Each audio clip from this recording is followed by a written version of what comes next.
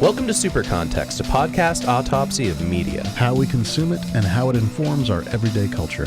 I'm Christian Sager, a writer and a designer. And I'm Charlie Bennett, a librarian and a radio raconteur. Each episode is us trying to understand the entertainment world that we all live in. Just a little bit better. Today's episode is about the comic book series Ice Cream Man. This horror anthology launched in 2018 and has been lauded for its storytelling, genre experimentation, and charming nostalgia, while also dealing with violence, sadness, and the constant human struggle between good and evil. We talk about the creative team's intentional and personal process, and why we get such a good vibe from those fellas. You can find show notes for this episode on Patreon at patreon.com/supercontext. Or you can write us an email at supercontextpodcast@gmail.com. Where do you land in the nihilism versus hope debate? Are we living in a hellscape where everything's going to shit? Or is there some light and joy peeking out from between the darkness? The weirdest thing about this episode is that I have to keep thinking about what anthology means. I mean, if you look it up, there's definitions that do not match Ice Cream Man at all. And yet we say this is an anthology comic, and it makes sense to me. But then there's also floating around, there's like True Detective and Fargo, anthology television shows. But really, an anthology in not the classical sense, but in the like college textbook sense and in the 1950s television show sense, it's a bunch of different creators. Right. All combined. That's what I was thinking. I don't know what the dictionary definition is, but I think of an anthology as one collection of things that is different stories by different creative people, not a chunk of a thing that is tied together by themes by the same creative team, right? Like, I don't think of True Detective as an anthology. It's a show that has a different story every season. Yeah, but that's what it gets called. Yeah, you know? No, totally. And then, and Fargo gets called that too. And there's a little bit of like, American Horror Story also got lumped into anthology, and that even has like same creators, same actors. Yep. Like a troupe in a way. And there's connections between the seasons. Although I guess there is in True Detective as well. Yeah. Yeah, but they got kind of leveraged in there, Mm-hmm. Anyway, not to go off on a full-on tangent. I think maybe where you're going with this is you are a long form person. I think I'm more of a short form person. Like, you don't tend to read short stories. That's right. And this is a little different for you because it is, well, I don't know. It is similar to True Detective in that respect, in that like there is a through line and there are callbacks, but every issue is a different story. The thing it made me think of was X-Files. In that, starting with a monster of the week or UFO of the week kind of story, but then a mythology, a background started to become part of it, along with the idea that once the X-Files really leaned into the mythology being the story, maybe some people were not so cool with it. But I also thought about Justified, which began as a outlaw of the week or crime of the week. Like, what's Raylan going to investigate? And it really didn't fly. But as soon as Boyd Crowder was brought back from the dead, and the story of Raylan and Boyd and Raylan's dad and his home, that was really good, and Justified thrived. And so it's like, yeah, I'm more long form, and I definitely have been, really into the revival in television of the story told over, a series of episodes as opposed to sitcom style reset buttons. I think what you're talking about, though, is the difference between an anthology and serialized storytelling. Right? Serialized storytelling, yeah, absolutely. Yeah. But I also I think that this prepping for this Super Context podcast, it reminded me that this shit's cool. That short form, short stories, finding someone who plays with idea. Like Yeah. I shouldn't be so all in on long form is kind of Oh what yeah. happened Yeah. to me in watching this, in reading this and talking about this. So I've been thinking about the word anthology. And Yeah. I even tried to find some people who talked about it and wrote about it Yeah. academically, but there's not so many people interested in that right now. But we have some notes later on We to have some touch on notes, about yeah. that. Yeah. But it turns out not a lot of PhDs are going all in on anthology studies. We'll get there. We'll get there. So what is this? What are we talking about here? Because I think unlike many of the other things we cover, this may be foreign to a lot of our listeners. Yeah, this is nice. This is a niche thing. Well, Ice Cream Man is an anthology horror comic that started in 2015 and comes out from Image Comics. It's written by W. Maxwell Prince, who I think is Will Prince when he's at I home, believe so. Yeah. with art by Martin Morazzo. This is a team. These two guys and some other folks, but these two guys are definitely a pair. They're interviewed together often when people talk about Ice Cream Man. They are creating essentially comic short stories uh, every month, not quite every month, Yeah. um, that are horror stories about a lot of different things in a lot of different settings, all loosely connected by a couple of reappearing characters. The very first um, episode, the very first issue of Ice Cream Man is super creepy, and it's very David Lynch Blue Velvet kind of style. Like, hey, here are the suburbs. Here's an ice cream man. And then there's a spider and a monster and dead parents. And at the end, the ice cream man is revealed to be kind of a demonic spirit trickster, magical wizard godlike being. Hmm. Hmm. And I used all of those words because none of them fit. It's not like he wasn't, every single thing in the world, but it's like, what is this? Who is this guy? How is he changing a spider into ice cream or, that kind of thing? And I did not read every single issue of Ice Cream Man in prep for this. And you and I talked about uh, kind of why there's a lot of dark stuff. Yeah. And if you mainline Ice Cream Man, you can end up pretty down. Yeah. I think you've actually read more than I have, but my experience with this book is I started reading it when it came out, and I read it in trade on Hoopla. Mm. And I every time I read it, I'm like, wow, this is amazing. But oof, But it's there's a only so much you can slog. take. It's It tough. Yeah. it's a little bit like ice cream, And if you and I want to say this, like, I'm, the di dichotomy that we are known for on Super Context is I'm the horror guy, although I think you are getting more into horror the further we go along. Like I've you're loosened in, my restrictions. yeah. So I should be the one who's like literally eating this up, but no, not literally. Eating the ice cream man up, Figuratively eating this up, yeah. figuratively eating the ice man. Um, but yeah, it's hard. It's hard for me to read this. And I went back to do some rereading before the episode, and I was like, I can't. Like, I think I made maybe 5 or 6 issues in, and I was like, I remember enough about this that we can talk about it because I've probably Yeah. read the first like 35, 40 issues. But but yeah, I was like, no, this is too much. I can't read this whole thing in a week. Like, I'll want Yeah. to jump off a building. So there's 47 issues, and they've come out in 11 trades at this point. So you must have seen enough of the cowboy figure to get a sense of the cowboy.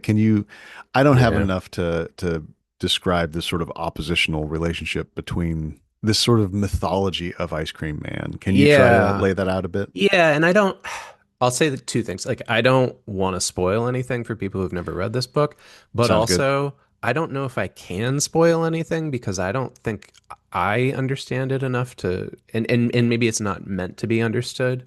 But there's sort of these opposing beings, Yeah, right? and you You've make a got good the, point. We're gonna spoil some stuff. So if you want surprises, yeah, please don't listen to us to then get yourself ready for Ice Cream Man. But there's not like plot twists and turns that we can really spoil. It's more like the joy of discovering the world yeah. as it's slowly revealed. That's what we're going to spoil a bit in this episode. So there are these opposing figures that, and we'll talk about the themes later on, that Prince is very articulate about this project, and that is going to make this a deep episode, I think, for us to dive into. But you've got the Ice Cream Man, as you've mentioned, he's this sort of dark trickster figure. He's a devil figure for sure. And then the cowboy isn't in every issue, but he shows up occasionally. And they have names, by the way, but I don't remember what their names are. Let's leave them aside. That's Yeah. that's a little delight that people can get. But yeah, he's like the antithesis to the Ice Cream Man. He's his nemesis, and the cowboy tries to thwart the Ice Cream Man's plans and tries to bring some balance, I think, to this universe. I mean, is it light and dark? Or is this the Jedi and the Sith? You know, it's hard To to really. me, it's funny because in one of the interviews, somebody asks Prince, like, "Are you a big Stephen King person?" And first of all, Prince straight up says, like, I'm not a horror person. Like, I don't consume horror. I don't really like it. I don't think of myself as a horror writer. And he was like, yeah, I've read like a little bit of Stephen King, but I think you're right in that there's a lot of King and a lot of Lynch in here. At least Yeah, that's what it feels like. And to me, Ice Cream Man is like Pennywise, and I mean, um, definitely, yeah. That the from that cowboy tradition. is the turtle. um, Super King context coming some other time.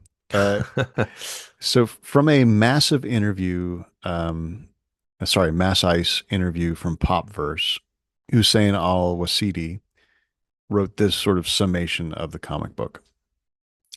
The independent yet interconnected horror yarn stands apart from most other comics coming out of Image Comics, foregoing the benefit of a long form, uninterrupted narrative told over many years, in favor of something more novel, a mostly standalone series where any issue could truly be your first, with a faint heartbeat of a plot pulsing through the series, telling the story of the demented, weird cosmic creature, the Ice Cream Man, and his centuries long feud with his nemesis, the cowboy. And I left out the names because I think that's fun to just leave out the names.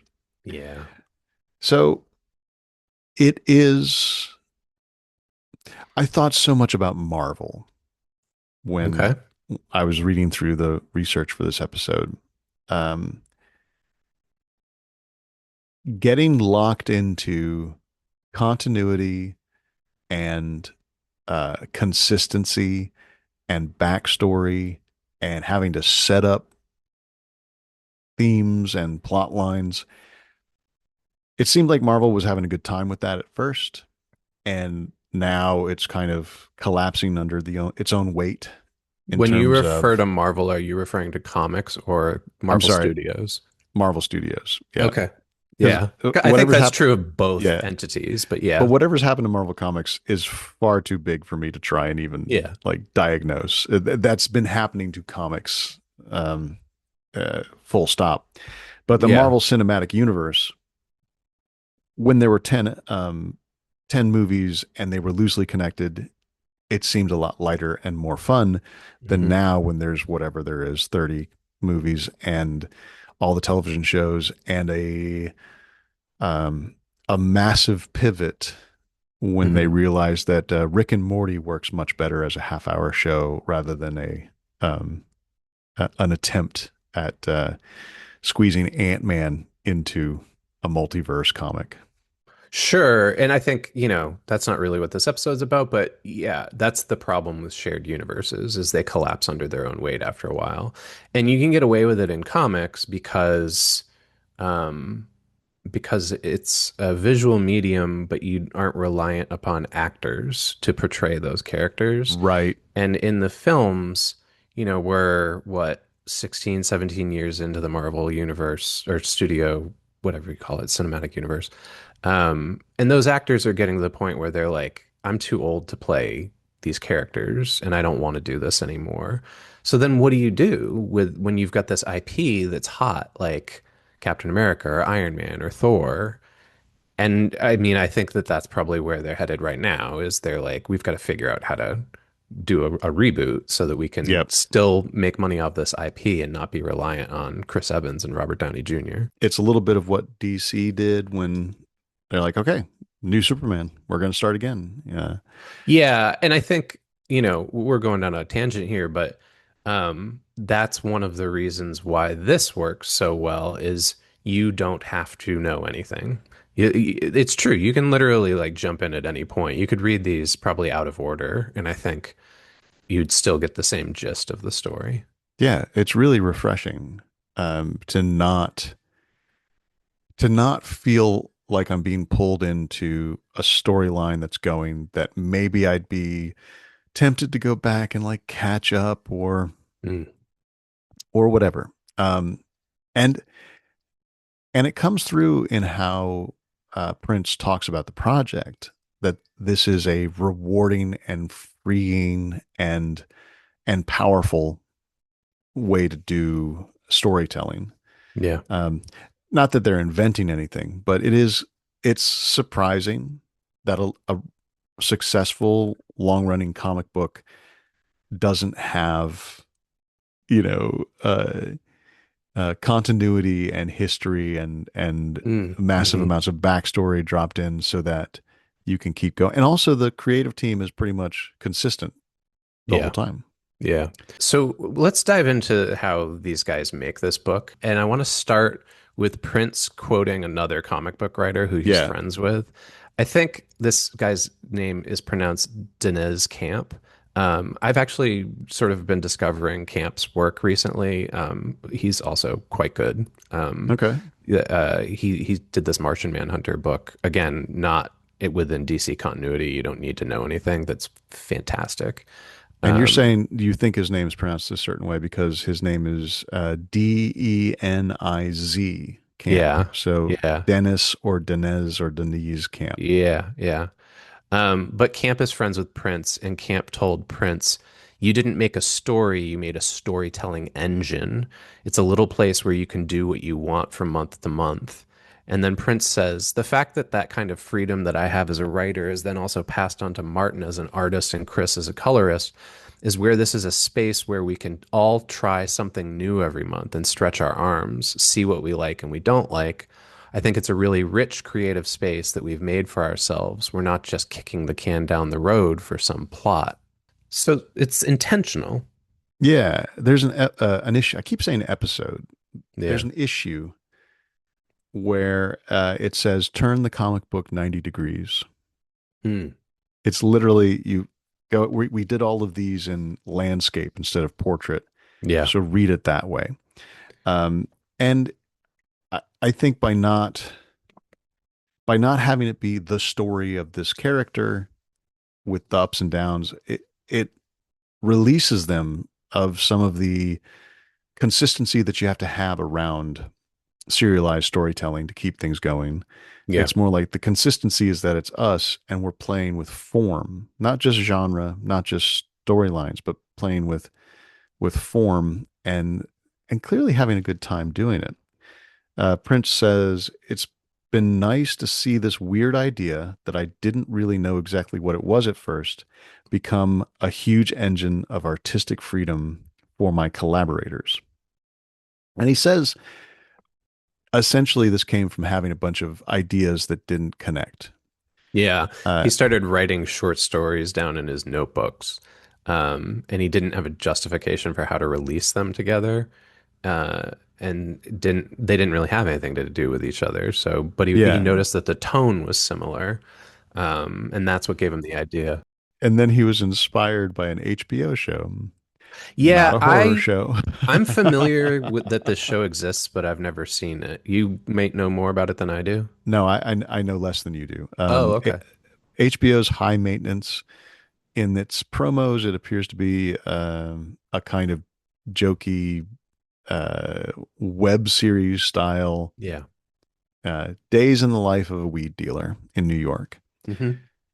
But what Prince took from this was these stories are about other people than the main character. And I, there's sort of uplift at the end of them, he said. Um, and the weed dealer is in every episode. He ties it up, but he's not the point. Right.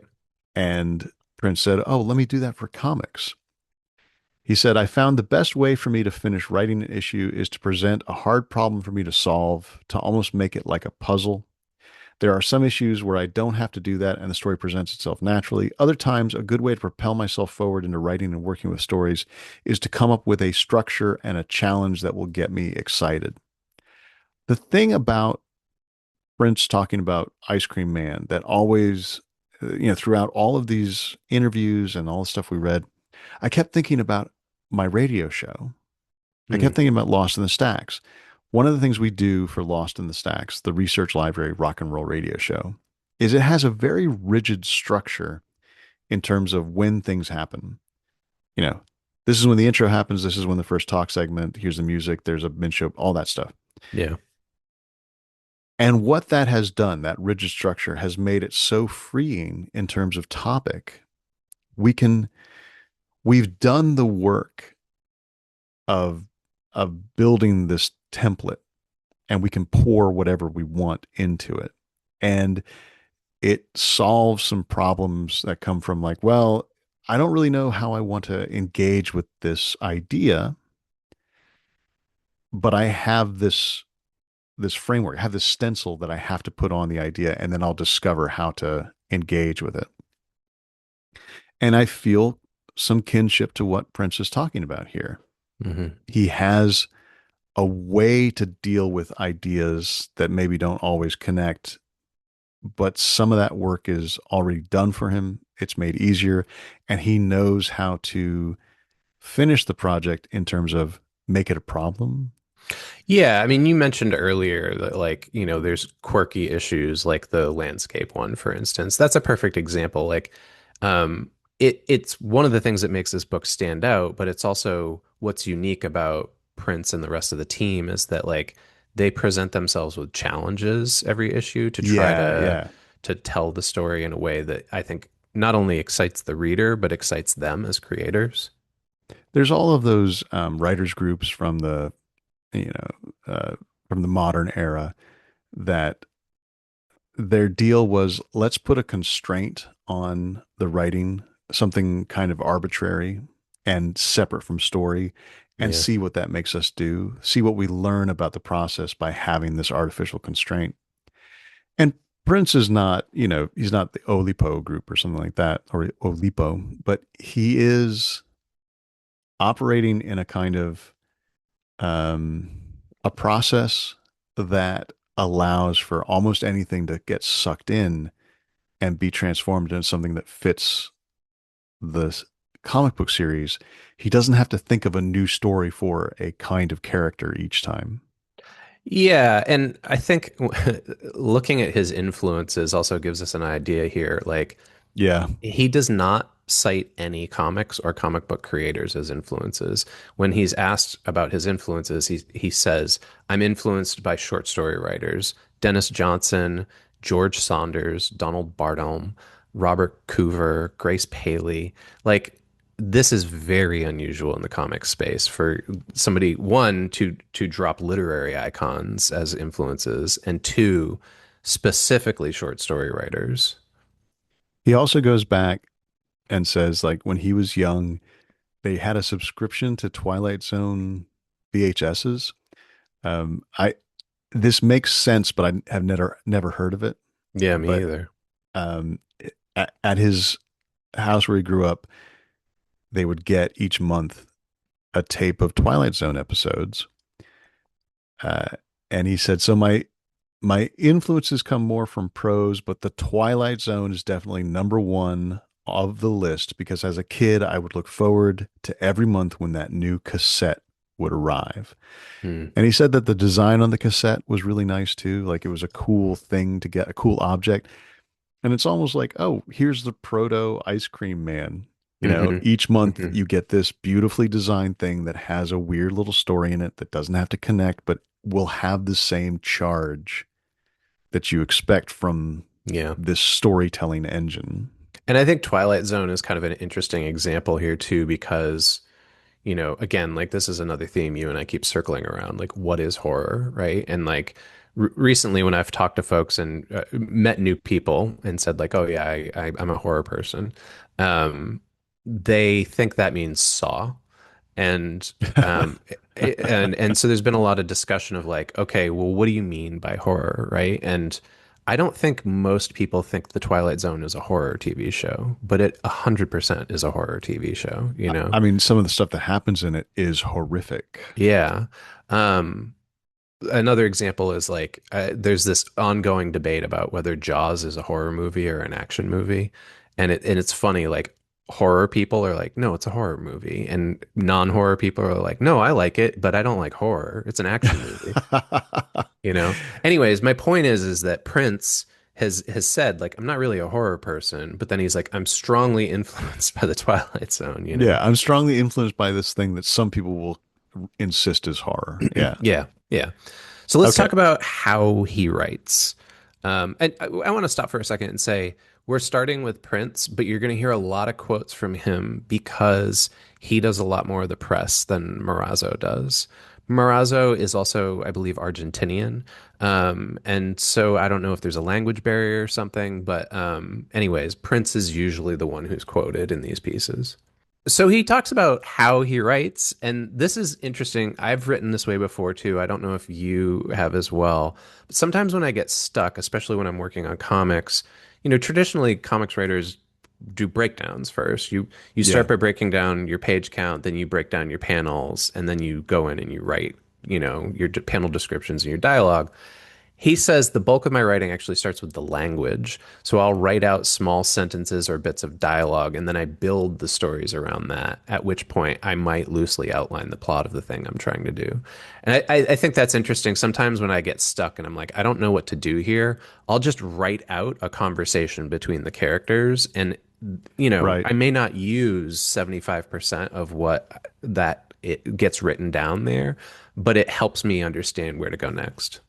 I do the Bradbury thing that we talked about in that episode a while Yeah. back, where I just start writing words that make sense in terms of what I'm thinking about. Yeah, yeah. Like the big project that I'm kind of in the middle of now, a lot of times I had to be like, okay, what the hell am I writing about? And I would just free associate those words and Hmm. then they would turn into phrases. Um, I still am doing a lot of the background stuff, not background, the preparatory stuff. And so I do less of like writing out dialogue. But yeah, I think that this is probably the most like finding the big fish kind of writing when you're Hmm. you're like, Hmm. what is bubbling up? What can I and finding the big fish, that's a riff on that David Lynch thing. Um, what am I feeling? This is the therapy kind of stuff. The what's going on with me? What am I connecting? What is the dream work? What words am I using to describe the feelings that I'm having? Um, and then he says in this interview, kind of right after that, I have a background in editing, so I don't really rely on anyone else but myself. And I get the sense that Prince has a day job, like a for real day job. He And I straight kind up of, says it. He says, I have a yeah. full-time job outside of comics, so I don't write as much as I'd like to. Yeah. And I'm guessing that his day job is actually like editor or, maybe a technical writer or something. Like He says at one point, I forget, it might not even be in the notes anymore, but he says at one point like that he worked at a publisher that it might be a publisher that put out King or somebody like that. And so okay, he was yeah. like, that's how I'm familiar with this work is because it Yeah. was my day job. Yeah. So he's closer to the writing industry, like closer to George Saunders and Yeah. and folks like that. Uh, he talks about Image. That's the nice thing about Image Comics. You're free to live and die by your own intuition. No one sticks their finger into the cake batter. I edit pretty rigorously, sometimes all the way through the final lettering pass, right before the files need to be uploaded to the printer. Oh, I bet that's fun for his collaborators. Oh, I understand where he's coming from here, but that's maddening. Like if you're the letterer and you get last minute notes that this needs to be, because I'm assuming Prince isn't the one going into Illustrator and redoing the lettering, you know? Yeah. The But, comic's been successful enough that it seems like if it is a pain, people are putting up with it because it's working. yes, but let's step back for a second here and we'll get into this in consumption. But like success is a arbitrary term here. It's That's successful in the totally true. sense that it's still going, but when we look at the numbers, this does not have a huge audience. It doesn't have a huge And audience, even but if the it, audience grew a little bit. yes, but even if it did, it is not the kind of thing that pays enough for these guys to live off of. No, no. Yeah. But they do a lot of work, and I guess successful meaning they're proud of the work they do. Yes. Yeah. Absolutely. One of the things that I really admire about this book, and I've always thought about it from afar as a reader, but I'm glad we did this episode, is just looking at Prince's work from afar. I've kind of been like, this guy's interesting because he just does what he wants to do. I'm Yeah. sure, given the critical acclaim for this book, he's been approached by publishers to do work for hire. And my understanding is he does not do work for hire. Um, I'm sure like Marvel was like, do you want to write X-Men or something like that, you know? And he's It like focused on his own yeah, stuff, it seems like also he wouldn't quite match house style or house process. Sure. But also he is, how do I put this? He talks about it later in the interview, and I got a sense of this just as like a reader. He seems to exist outside of the comics sphere. Like he's just doing his work, putting it out there, and he's not engaging with all the drama and ups and downs of the industry. So I got two more process things. One which is just nice, and then the second thing which connects to what you just said. Um, so the nice thing is, he says, "Here's an actual transcript verbatim of a thing I have written down in my notebook. Mix simple ideas, loneliness, horror, despair, into something more complex and magical, just like you mix the three primary colors, blue, red, yellow, into vivid greens and purples and oranges." So that's kind of where he's Yeah. coming from in terms of how to build a story or how to build a script. And then here's the advice he gives when an interviewer says, "What advice would you give to someone looking to start off in the comic book industry?" And then I mean, it's not 100% of the time, but when someone says, "Hey, what advice do you have?" Usually what people say is what they did, you know. Yeah. Yeah. So he says, "I highly recommend trying to reverse engineer comic scripts.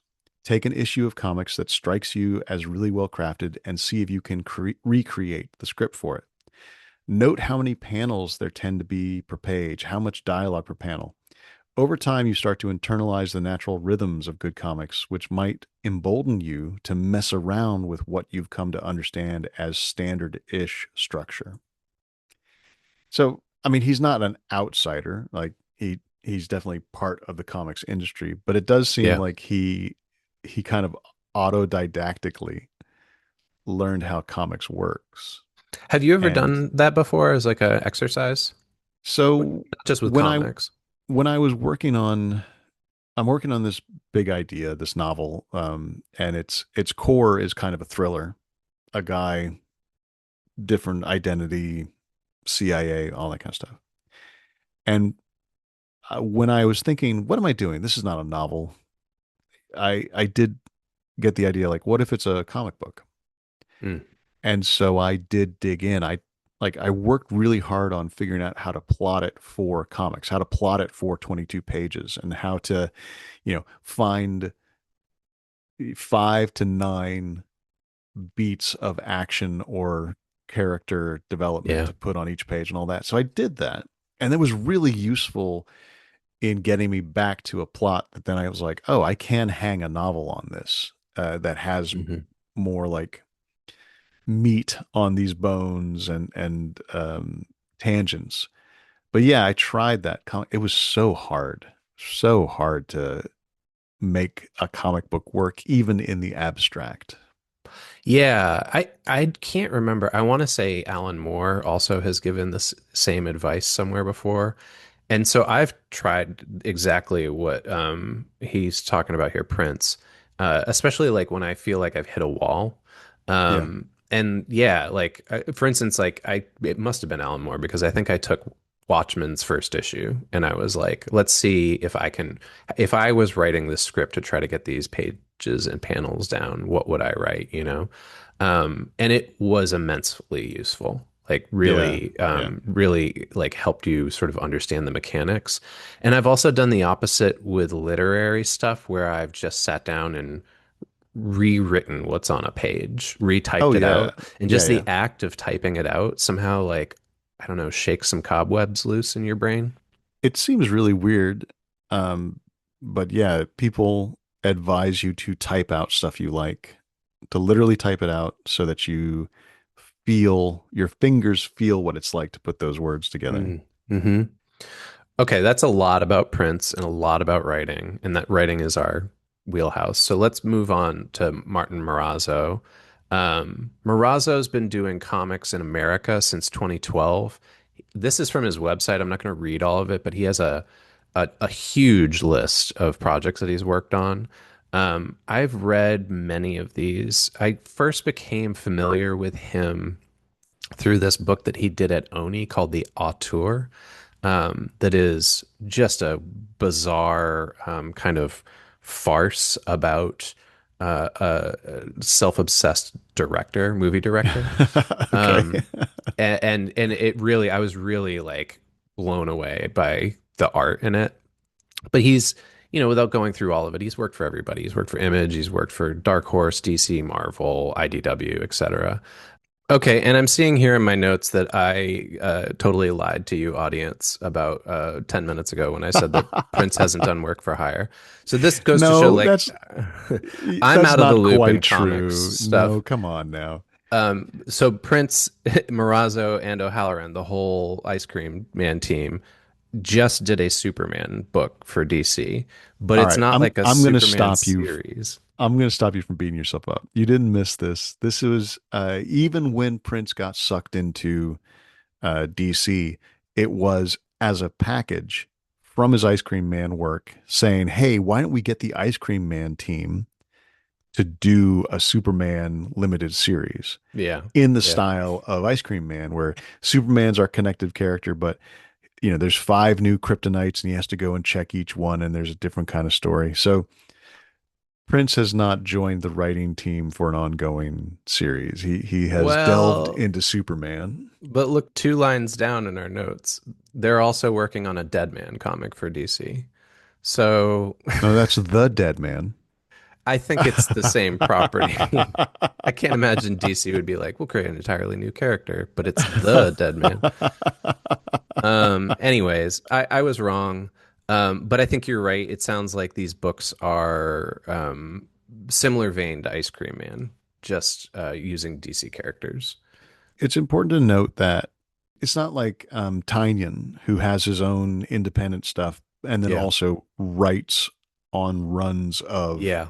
Yeah. of ongoing comic books, but that the Ice Cream Man team has enough cachet. This is going back to this what's success. They have enough success in what they do to be a selling point. Hey, let's get the Ice Cream Man team to do something with our Right. characters. Right. One other thing of note here about Marazzo is apparently he's working on a comic, or maybe it's done now, with Darren Aronofsky and Ari Handel. This is coming out from Abrams. I don't know if this is something that Aronofsky is going to then later adapt into film or something like that. But so Marazzo's got some heat right now. Yeah. And he, as you said, he lives in Buenos Aires. In his bio, he says, when he isn't absolutely consumed with drawing and comics deadlines, he likes to spend time with his wife and daughters. So Family Guy, he is actually making his living off of comics, it would seem, Yeah, because I guess. Well, he we doesn't don't know what mention his his wife job. does. That's true. Yeah, But he doesn't say, I have this other job. right. And he's been working a lot. He is not also, trying to balance out comics in some other field. I think the Uh, thing to remember though is that artists get paid more than writers in comics. And it sounds like from his bio that Marazzo is, in addition to Ice Cream Man, doing a lot of other work. So, you know, for every, it probably takes him a month to draw an issue of Ice Cream Man, but it, maybe takes Prince 2 weeks to write it, right. Or a Furious Night. Um, so Prince has a kind of origin story for Ice Cream Man with Marazzo. Martin and I were just stuck at a table at New York Comic Con for 2 days straight, trying to convince people to come and pick up one of these ash cans from IDW. What's an ash can? An ash can is like a limited print run of a first issue type thing. Okay. Let me back up here. These guys worked on a book together before Ice Cream Man. I think it's called The Yeah. Electric Library, maybe. And that is what they're referring to. They came together for this IDW project, but they met in person at this New York Comic Con. Over those 2 days, we learned a lot about each other. Both of us have an interesting and challenging past and relationships with our families, how we deal with the ideas of being fathers and husbands and all that sort of stuff. Some of the Ice Cream Man stuff specifically has come out of things that this word is relative because I'm a very lucky person, but struggled with and shared with Martin. Through that process, I've also tried to honor Martin and his very particular past and story in small ways, not all the time. Because the issues are kind of heavy, I think they naturally have brought us closer together. I'm also a very moody person, so I'm very upfront with Martin and Chris when I'm like, hey, I'm not doing well. The script is taking longer than I thought it would because it's specifically about something that I'm struggling with. So please forgive me and give me a couple extra weeks to figure it out. So naturally, I think it's brought all three of us closer together. We're all good at nodding to each other on the page, like, you're a human being with shit going on, and I will honor that with this weird niche piece of art that we're all making together. It's Yeah. really nice that they're a crew. I mean, they sound more like a band than Yeah. than a group of comic book artists. Yeah, I think too, what you hit on in those quotes is going to be relevant at the end of the episode, and that like there's a lot of the themes of this book overall in there too, like um, families, being a parent, which I know resonates with you a lot. Um, Also, just like the idea of maybe depression or anxiety, when he says, I'm not doing well and I'm struggling and I need to talk to my partners about like what I need to do to make this work. So, um, but there's also a level of like emotional intelligence as well. Yeah. And they get to engage with these things that are important to them that come out of their past and their families and all that without having to structure it around a particular hero with particular powers. Yeah. Yeah. They get to set the scene for the work that they do through their personal relationships and their friendships. Um, Marazzo talks very briefly about some of the stuff he does in terms of his contributions to the storytelling. And this isn't like real process stuff in the sense of like how he draws, but he talks about that he really tries to make an effort to work in background characters that are consistent between all the issues. So there's kind of some through line there. And he says that he has a lot of freedom to do that. There's very little details in the script about that. Um, but he, essentially like creates this large cast of background actors. Yeah, Um, he's named one of his homeless guys Dennis, and he says, "Can I use Dennis?" Yeah, yeah. and then he talks about how there's repeating characters and locations, but also there's graphic elements that he tries to work in so that there's some like continuity between the anthology stories. So, an example is whenever there's a branded product, he puts ICM on it, Ice Cream Man, as if Yeah. like everything in this world is somehow part of the Ice Cream Man. He thinks that shows that everything's in the same universe. And Yeah. Prince talks about how it's an obsession for Martin. By the way, I'm noticing in some of these quotes now there's an accent mark over the I in Martin, so it might be Martine. But Martine. Okay. yeah, different articles seem to include the accent mark and different ones don't. So apologies if you're listening, Martine. But yeah, Prince says he's obsessed with branding our universe, and we're always reminded that the ice cream man is always there around the corner, even if he's not like on screen. And that's an interesting distinction between some of the versions of anthology we've talked about, in particular, the Twilight Zone. The Twilight Zone did not all happen in the same universe. There were Mm, apocalypses, there were science fiction, created worlds. There were things that literally could not be happening simultaneously in on Earth, story to story. But for Ice Cream Man, one of the constraints, the world building constraints that they've created is this is the Ice Cream Man and his nemesis are always in play. right. Yeah. This is it's all the same world, just not the same stories, um, or not the same long form narrative. Yeah, they have to make small differences to make sure it seems like every issue is different, but then also they make small similarities to make sure that it all feels like the Ice Cream Man universe. Hmm. Hmm. Prince says there are small details that I think differentiate certain books from other books in a medium where there's a lot per week for people to sample or or to subscribe to.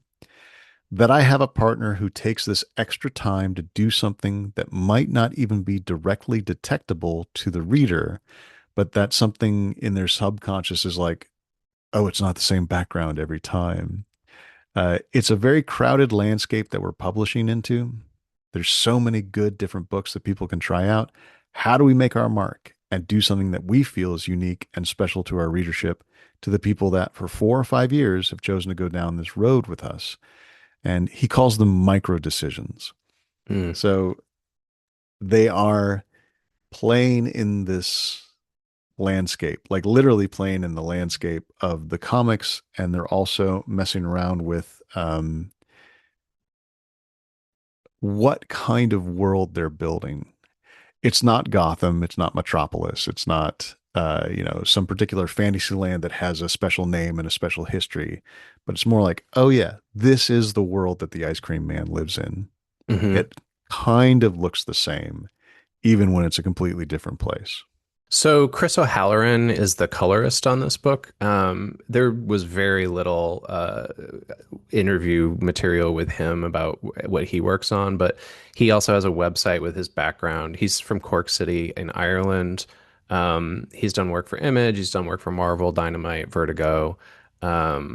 Yeah, and the one thing that he says is when he was approached about working on this and he read the scripts, he said the idea was so weird and strange but great. It was something I would want to read anyways. And he's the one who makes the anthology connection to True Detective, Fargo, and American Horror Story. Hmm. So he said he knew that he loved Martine's work and he wanted to work with him. So yeah, it seems like he is also, from the way the other guys talk, like he's a real solid part of the team as well, part of the overall communications. And then the letterer is named Good Old Neon, which I assume is just like the sort of company name for this letterer. There is nothing about Good Old Neon. Like, I couldn't Yeah. find anything online about this person. Prince says in an interview that he doesn't even know where Good Old Neon lives. So, like, they communicate, but he said he made a joke and he's like, yeah, he won't tell me where he lives. But all that is to say, like, there's no interviews with that person. There's no conversations about his contributions or what he thinks about the work. But, I think it's important that we acknowledge that they're working Yeah. on this. And I don't want to take longer than 1 minute with this. But do you have a theory as to why so many letterers are behind a company name or have a pseudonym and have no interest in promoting themselves through promo material? Um, I could be way off the mark here, but my guess is that because you're probably not just a letterer. Like there's no way you make a living off of lettering. Like I know on the show before we've talked about page rates, but like the page Yeah, rate for lettering is like minuscule. It's pennies. So, um, I would imagine that they're a graphic designer and maybe their graphic design company is called Good Old Neon or something like that. And then yeah, that's the yeah. same name they use for lettering. Yeah. All right. And Speak. also there's a lot of companies that like it's not just one person. So like, maybe it's a like Comicraft is like this. Like they have multiple people who work for them and they'll letter issues, but they'll rather than say it's Richard Starkings every time, they'll say Comicraft. Got it. Okay, fair enough. Speaking of companies, we've Mm, talked about Image Comics on Super Context a lot, yeah. and I have had a very good vibe from Image Comics. I've enjoyed the fact that they exist, and I like the stuff that comes out. Um, this time there is some Image Comics news that I'm not happy with, and we have to at least acknowledge that. Yeah. So Charlie's right. Like we've covered a lot of Image published books on the show in the past, but that was also in the previous iteration of Super Context, which we stopped in 2020. Um, the very short version is if you don't know Image, it's an independent comic book publisher that was founded in 1992. And it was founded by several illustrators who left the big two so that they had a venue for their own creator owned properties. And it still is focused on creator owned books. It is the third largest direct market publisher in the industry. It has a huge market share. It puts out lots of good work. Um, Ice Cream Man started in oh no, yeah, it started at Image, but it started after Image moved to Portland, Oregon in Yeah, 2017. 2018 is when Ice Cream Man started. Yeah. So Image has had different leadership over the years. I'm not going to do a history of Image in this episode, but Eric Stevenson was at the time and still is their chief creative officer. He's the boss. Um, However, in 2021, Image's staff unionized, and I'm going to skim over this real quickly. So their union came together. This is the staff who works at Image, like the people who work on the printing press or do marketing or whatever. Um, they published several goals that they wanted to see from Image as an employer. Image did not recognize the union, and this was kind of an ongoing saga in comics news. Um, Specifically, and this is related to past issue or past episodes of Super Context that we've done.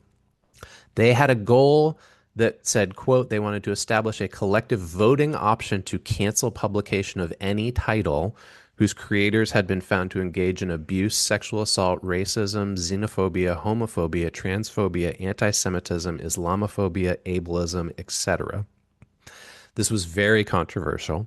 I think you might remember we did an episode on Howard Chaykin's, what was that book called? The United States of Hysteria.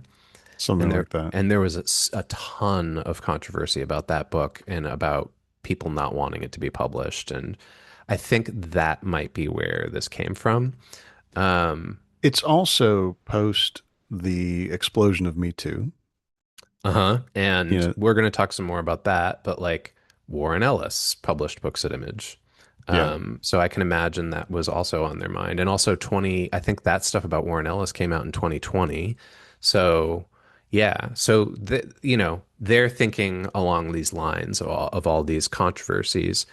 Anyways, there was obviously pushback on that.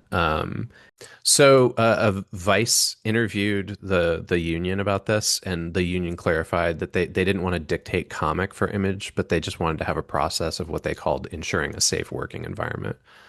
Um, Most of the companies at Image, they included the names of their staffers in the credits. So, there would be a page that included what those were. And then after the vote, the names were removed from titles, specifically under the Shadowline imprint. So Image is the company, but there's like little imprints within it. And it sounds like Jim Valentino, who ran Shadowline, was anti-union and was pissed about this. He's one of the founders as well. Yeah. And it sounds like he was like, well, the way that I'm going to get back at them is I'm not going to include their names. Who knows what the actual Yeah. story is, Well, but we can say that in 2023, the union filed a suit yeah, against Image Comics alleging anti-union discrimination. yeah. They did ratify their contract though as Yeah. well after Yeah. that. There's no easy landing place. There's no resolution, literally or figuratively. There's no resolution to what we're talking about here. Right. But it is this continuation of the kind of resetting of expectations of how we treat powerful artists, how we treat powerful creators. The reason why it's important to include it in this episode is, and we'll see this shortly, Prince is very intentional and deliberative about his position as a creator and the platform that he has and what he stands for. And um, so this union stuff is going on the whole time that Ice Cream Man is being published. And I'm sure it must have been of concern to him. I didn't see anything specific about him addressing it.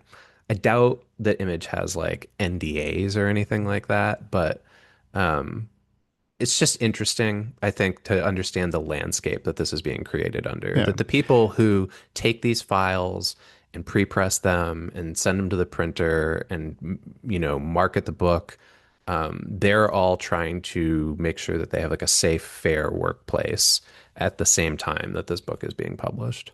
Yeah. And it's important to let the union speak collectively and to not be like constantly talking about what you think of union action Yeah. that maybe you are part of or maybe you are affected by.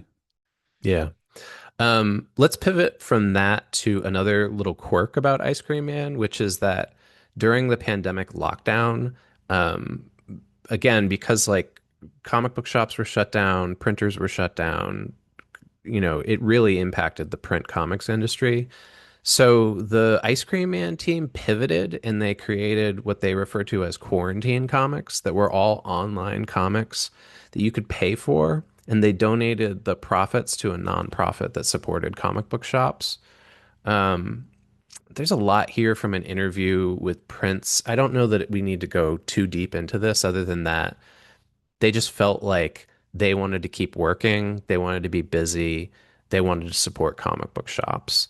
I mean, Um, it's another piece of why I got a really good vibe from Prince yeah, in general and his team, because there's a few things about this. One was he said we wanted to keep working. We didn't want to go crazy. Two, they wanted to support the infrastructure that had supported them. So, donating profits to, not profits, but donating to um, comic book shops. And then also it continued to be part of their work because he says uh, the timing just kind of all worked out where around that time that our 20th issue came out, it was a play on children's stories. Martine has three daughters. I have a 5-year old who was a toddler at the time. I was always reading these kids' stories and saying, some of these are really weird. They're kind of dark if you just turn one thing to the left. And it was like that was the source of what they did with quarantine comics, yeah, being able to think about, okay, let's focus in on this particular aspect of the story play that we do. And I just feel kinship to what he says about the pandemic. The pandemic, of course, was terrible and isolated us, killed people and fractured families.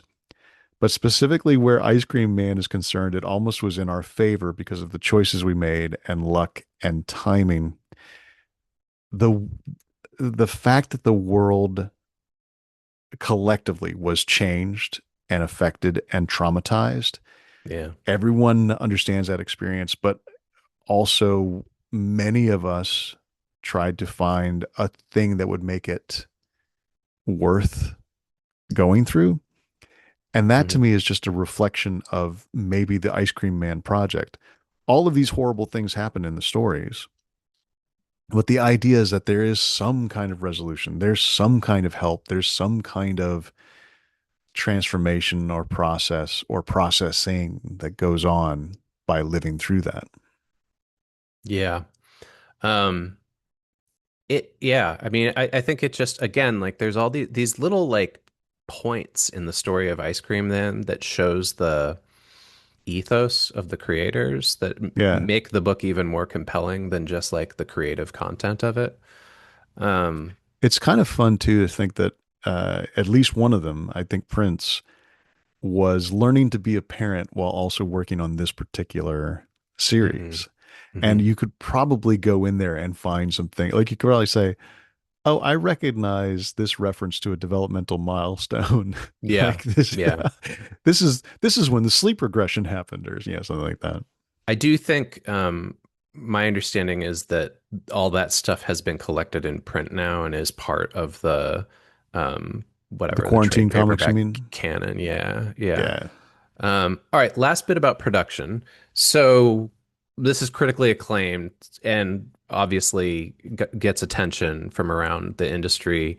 Um, it was announced that an adaptation of the series was in development in 2018. So like the same year that it started, it was like, oh, this is getting made.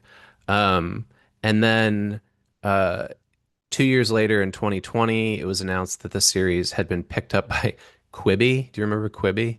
Um, Don't all of us not remember Quibi in the same exactly. way? Quibi is like a joke amongst I everybody as like, I remember very distinctly when it happened, but it feels like a dream. It feels yep, like a Saturday Night yep. Live sketch that I watched. It's like Quibi was like this thing where just like there was a bunch of venture capital that went into buying up properties like Ice Cream Man to make content, and then it just never got off the ground.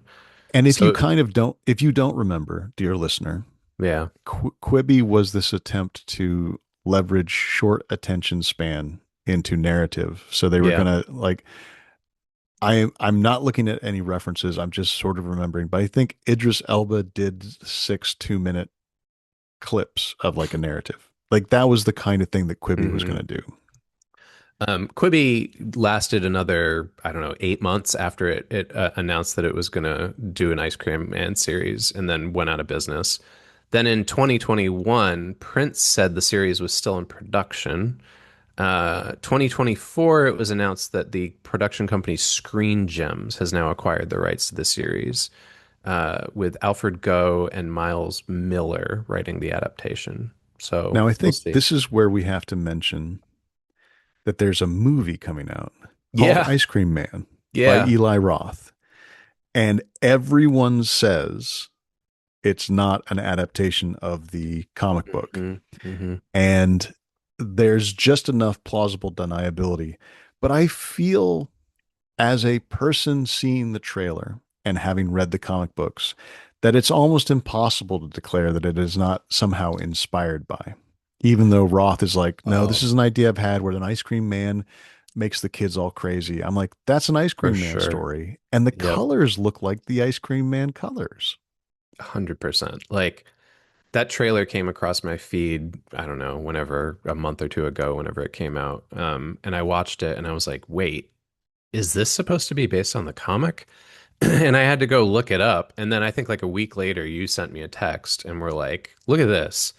And I was like, yeah, I don't think it is. And again, like I looked it up and there's multiple articles online that are like, no, this is not, the whole article is this is not based on the comic that everybody loves. Yeah. And I I think feel like it's a lot of legally, we have to tell you that they say it's not. yeah, and also like, how do I put this? I'll just be honest, I'm not a fan of Eli Roth. And Oh, why not, Chris? Is it because of the work or the personality, or is it because it just doesn't seem like anything is there? all of the above. Um, Okay. I am, this is just shit talking. This isn't super context, but I'll never forget Eli Roth worked for David Lynch. He was like a production assistant for David Lynch, and I am always curious what that relationship must have been You know, like. Cabin Fever was an interesting movie. Okay. No, it I've never was. watched it. Yeah. Well, I've seen don't. clips. You Yeah. don't want to. But yeah, I mean, like there was something to Cabin Fever, and Okay. Hostel was the most like Hostel that ever a movie was. Yeah, I mean, I guess I'm biased in that. Well, we mentioned this earlier, right? Like people when they hear horror, they think of Saw or they think of Hostel, and like Yeah. that's not my kind of horror. Yeah. I don't enjoy horror that's just um designed to gross you out. Um S- Sometimes though, your favorite creators go for the gross out. And yeah. this Eli Roth movie, it looks a lot like the Ice Cream Man comic book, and it certainly fits the mythos of Ice Cream Man in that a ice cream seller gives away or sells ice cream to kids, and that makes them into slasher film villains, and Hmm. chaos ensues, Hmm. which sounds like a an issue of the not a particular issue, but sounds like it could be an issue, Yeah. you know. I think the reason why I want to make that distinction about Roth is that Roth's Roth's ethos is so different than Prince and Morassinos Very much so. that Yes. there's such a distinct division, even between reading an issue of this and watching the trailer for that movie, where you're like, yes, this is the same concept, but this just goes to show you how different this could be, you know? Yeah. Okay. That's a nice lead into consumption. Like, how has this been bought and how do people review it? I want to just kind of burn through this. I have some representative stuff. Yeah. So as we said, it's not a mega seller. According to Comic Cron, which is just one of those like sales trackers that doesn't take into account bookstores. In 2018, the first issue of Ice Cream Man sold about 9,500 copies, which is nothing, right? That's nothing. Yeah. But I mean, it's pretty good in the direct market for a first issue, yeah, but yeah, but in still not big. 2021, 27 issues later, or excuse me, 26 issues later, issue 27 sold 21,000 copies, which I think is the clearest sign of a thing working. The audience grows. And yeah, it didn't grow all that much, objectively, but Right. relatively, that's great. Like it's still cooking. And They all of doubled their the, audience. yeah, all of the issues are collected in trade paperbacks. My library has all of them in the collection. You know, Oh, cool. they're out there in the world. I wasn't able to find a lot of sales data on trades. And like you said, Comic-Con is only direct market sales. It's not book sales. But like the trade numbers were like 100 copies sold in the month Yeah, of yeah. January of X year, and I was like, wow, like, but that's direct market. Like, I imagine Amazon, Barnes and Noble, they're maybe selling more. Not to mention, like I said, I read this on Hoopla, right? So like, I'm not paying for it, but my library is paying a licensing fee for it. It's in collections for sure. Yeah, And that's the thing. Like it's well reviewed. Comic Book Roundup has based on a sample of 150 critics, an 8.5 out of 10. And the more we do this podcast and the more I see numbers, I recognize that like above a 6 is well reviewed. Like yeah, there's always bad reviews of stuff. So like if you're up there, you're doing well. Publishers Weekly, when Ice Cream Man came out, they reviewed it, and they wrote a very like an appreciative review that got it. hmm, They said, summer looms and the suburban air is filled with the cheery jingle of the approaching Ice Cream Man in this caustic, ongoing multi genre anthology of single issue stories by the same creative team. And then they call out Rod Serling and Twilight Zone. They say Prince's work ups the ante from his earlier efforts. 1 Week in the Library. That's the name of the thing you were trying to that's think it. of. Thank you. And then The other one that they worked on was the Electric Sublime. So what you did was you collapsed the I two. mixed the two together. Sorry, guys. So Publishers Weekly says this is a perfectly bitter confection for those with a taste for short form shockers accented by adult language and content. And then the Hmm. Irish Times, which for some reason we have mentioned more than once on this show. Irish Times, Seamus O'Reilly said in September of 2019, a year ish later, the best graphic novels so far of 2019, Ice Cream Horror, Hard Boiled Crime, LA Dreams, and the best film never made. O'Reilly says, after the banner year that was 2018, comics haven't slowed down their head spinning volley of quality in 2019. Here are six of 2019's best so far. Nothing says summer like the jaunty, discordant trill of an ice cream van rolling through your neighborhood. Like these reviews all point to the brilliance of making your demon, your devil character, an ice cream man, because everyone has a little blast of, oh my God, the ice cream truck, and then they're in. Yeah, but we haven't talked about this at all yet, but like that the feeling that an ice cream man is creepy is universal. Like Yeah, it's like as a clowns, sure. yeah, as a child, like you're excited about the ice cream truck coming by, but as an adult, you're thinking, who is this stranger who's handing out, Yeah.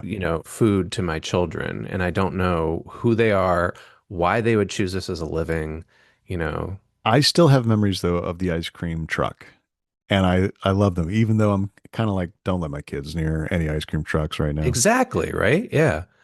So O'Reilly says this deliciously naughty horror anthology, naughty Knotty, sports that same suspenseful plotting and well-drawn character angst familiar to fans of horror comics like Joe Hill and Gabriel Rodriguez's Lock and Key, and I don't know Simone and Davis Hunt's Clean Room, but I know Lock and Key. That's that's pretty rarefied air to connect a comic to. Yeah. Spooky, funny, and sometimes genuinely nasty, Ice Cream Man is as addictive as a double 99 and more chilling than a post lolly brain freeze. And then finally, New York Times in 2022 called out Ice Cream Man as one of five spooky Halloween comics for horror fans. They say there are supernatural elements in the series, but at its core are stories about human feelings and failings, frustration, longing, regret, pain, and more. It seems like as it went on, it garnered attention and people were connecting to, first off, Ice Cream Man. Ah, it's cool. And also, look, it's an anthology, it's different. But then reviewers started to notice there's something to this. They're doing more than just slasher flicks in comic book form. Hmm. Yeah. And then I'm going to read this really nice review bit from Richard Chakowski's Prince interview, Maxwell Prince interview. In the past, the comic book industry has seen dozens of influential and creative writers responsible for numerous innovative works that have successfully played with genre, style, and form that comics fans love and admire for challenging the way comic book stories can be told. It's happened before with works such as Art Spiegelman's Mouse and Alan Moore's Watchmen immediately coming to mind. And we're seeing it today with W. Maxwell Prince's wildly original horror anthology series, Ice Cream Man. Like, holy cow. Compared to Mouse and Yeah. Watchmen, Yeah. a comic book like no other, it has enraptured comics fans for its short, Twilight Zone esque bizarre stories featuring an enigmatic, demonic ice cream man. Mm. Hmm. So universal praise is what we're saying. Right. I don't think I saw a review that was like, this Yeah. sucks. No one has disregarded Ice Cream Man. Yeah. And people seem to get it too. Like, Yeah. oh, here is a thing that allows us to explore big ideas, human feelings, and play in genre and form. Like this is going back to when I said it's successful. It's not selling all that much, but it is working and it is working the way they intended. I think the thing of note here, the through line between all of those reviews, is something about this book seemed to inspire all of the critics to add some like flowery prose into their own reviews, you Yeah, know? yeah, Like they everybody wanted was to make sort sure of, they did it well. yeah, there's like ice cream puns and like poetic language, you know. It was that alone was interesting. Yeah. Yeah. All right. Let's take a break. Um, and when we come back, we'll get into representation, regulation, and themes. Hey, Chris, Yeah. Hi, Charlie. this is the Patreon spot. Hi, Patreon. Hi, patrons. I am delighted that we have patrons. It's really nice. I love it when Yeah. people say nice things and connect with us. I also just like when someone clicks on there and starts following us. As I've said, Yeah. if we get 250 patrons, free or paid, I will start another solo podcast called Listening to 1973, in which I try to listen to as many records from 1973 as possible and give them a shallow super context treatment. More about I was born in this year and what was all this music that was going on at the time. Yeah, I'm interested to hear that. And also I suspect that if I know you, you're going to do it anyways. But patrons, you didn't hear me say that. I want to note that I have been doing my best to be active on the Patreon. And by active, I mean going in and responding to Yeah. comments and occasionally popping in and dropping a post or something like that too, which I had not been doing earlier. So we had some good engagement this week, actually. I think you posted a question and we had a couple people pop on and we were talking about books and we were talking about folks were asking about our experience bringing the show back. Yeah. And yeah, it was And cool. I just want to say directly to that patron, that's a longer conversation than just a couple minutes in the Patreon spot. So Chris and I might do a State of the Union another time. This is not the week for us to talk about how we feel about bringing back the podcast. No, no, yeah, So, yeah. But all that to be said, if you want to engage with all that stuff, you can find us there on patreon.com/supercontext. I'm constantly surprised when I get an email that's like, hey, you have a new patron. And I forward it to Charlie, and we both kind of cackle with glee that like we've got one more person following us and engaging with the yeah, show. please come see us, patreon.com/supercontext. You can join as a paid member or a free member. There's a slightly different experience for each of those.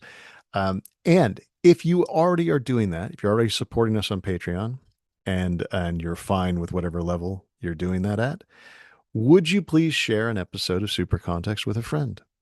It can be something as simple as, "Hey, I know you like this thing and I heard this episode on this thing. Get us out there. Help us out. Put a review on whatever you listen to us on or whatever."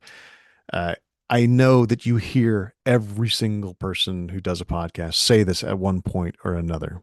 And it probably all just kind of blends into this sort of, oh, right, I'm supposed to engage and supposed to support. But you do support us. And we really appreciate that. And here's how you can do it: go to Patreon, suggest the show to somebody else, and review it on your platform of choice. And we promise we'll keep going. So now's a good time for us to jump into our favorite section of every super context episode, representation. I say that as a Jesus. I say that as a joke because 9 times out of 10, there's always something awful.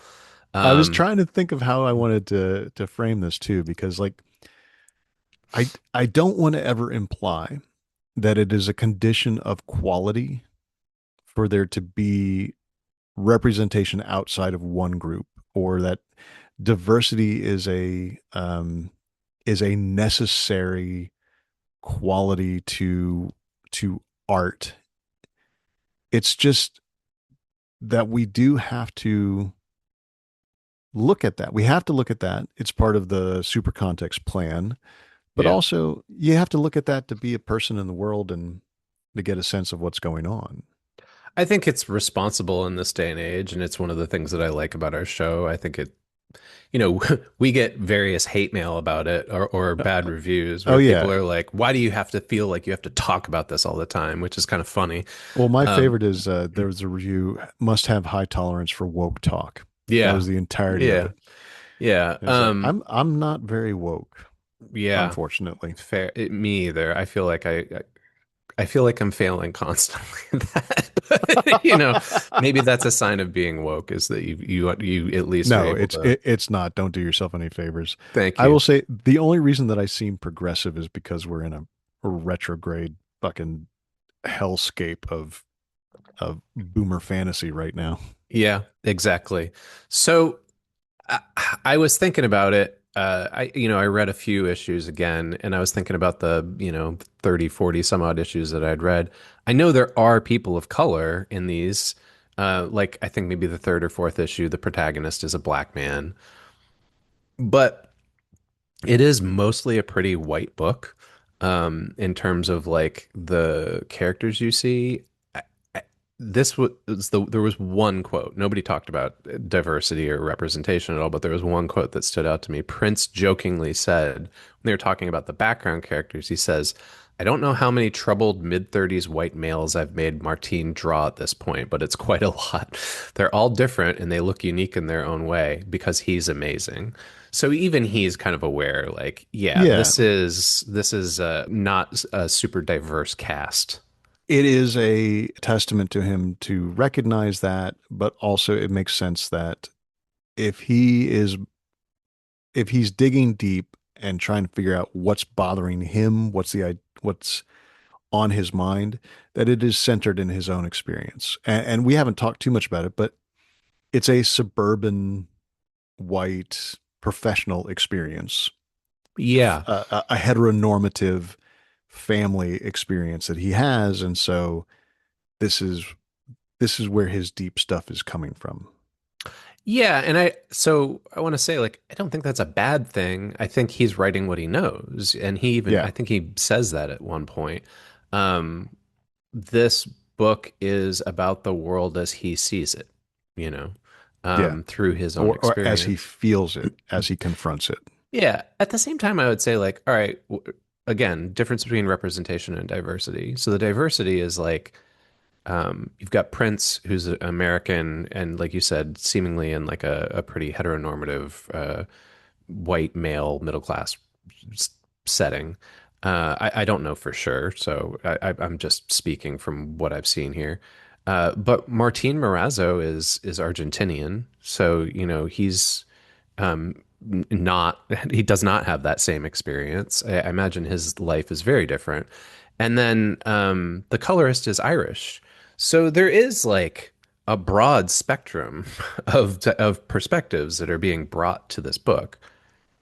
Oh, I thought you were going to land on something there. Yes, No, I don't have there anything else to add. Just there's a that. broader international perspective than for some folks. It Yeah, isn't three white middle class American guys. yeah, but it's also not an ethnographic exploration.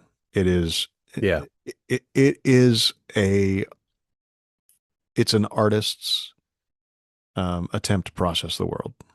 totally.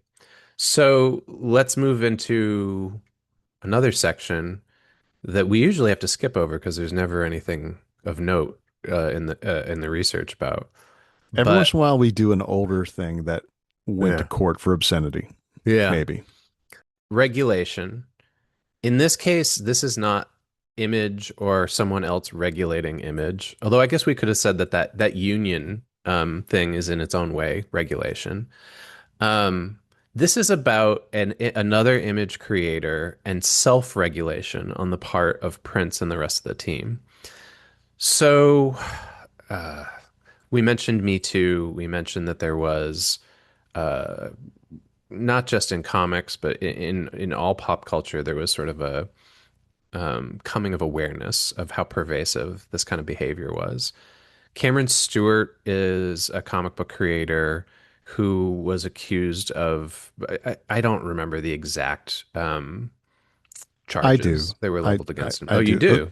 do? They, yeah, they weren't literally charges.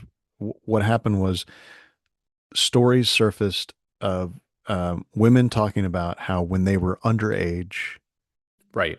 he was aggressively pursuing them, and it was framed like grooming. Um, and it was essentially a revelation that this particular person, Cameron Stewart, was acting in a way that diminished trust. There Yeah. were not there was no event that happened. There was no like he assaulted me or he abused me, but there was this sort of, hey, this guy is pretty creepy, and it seems like he was protected by the people that he worked with in the sense that they just sort of waved their hand at, yeah, he's like always after young girls. Hmm. And I think there was a certain amount of fed upness going on at that time with people using the network of comics creators and consumers, fans, models, and people struggling to get into comics, using that heterogeneous mess of people as an environment to try and score. The article that we're pulling the quotes we're about to cite from, and by the way, super context, all of the research is going to be linked in the show notes on supercontextpodcast.libsyn.com. Uh, they refer to Cameron Stewart as a serial sexual predator. Um, I'll be honest, this moment in comics was what got me to stop following comics, social media. I became overwhelmed by all this stuff because I think absolutely like people like Cameron Stewart and Warren Ellis should have been exposed and they should be held accountable. But the firestorm of conversation around this stuff on social media was upsetting and like not healthy. And the more of it I consumed, the more I was just like, ugh, like I everything seems awful. And it was in the middle of the pandemic too. So there was Yeah. kind of a like, oh, I'm trapped. And this thing, this space that used to be a safe space for me to engage in now feels kind of gross. Um, but my memory of this is that Cameron Stewart lost work. Specifically, I think there was a book that he was working on at Image with Babs Tarr, maybe that got canceled.